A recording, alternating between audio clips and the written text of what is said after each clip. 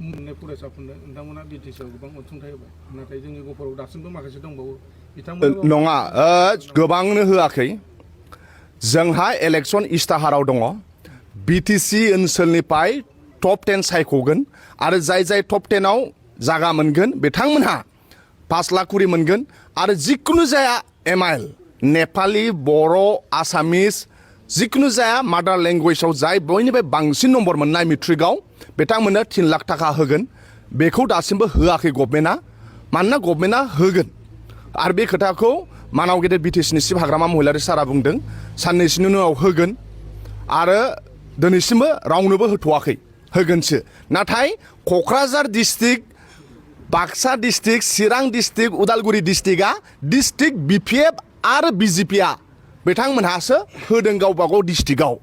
मिथिबाय गभर्नमेन्टनि जोंनि टप 10 आरो एमआइएलआव गभर्नमेन्ट साइडनिफ्राय दासिमबो होआखै जोंनि बिपिएफ राजखान्थि दोलो आरो बिजेपिआसो गावबागाव डिस्ट्रिक्टआव होदों दा ओंखायनो जाय फरायसाफ्रा टप 10 आव मासि आवग्रिनो हादों जाय फरायसाफ्रा एमआइएलआव टपार जादों नोंथांमोना बिपिएफ राजखान्थि दोलोआ इलेक्सननि सिगाङाव जि फोसावदोंमोन बेखौ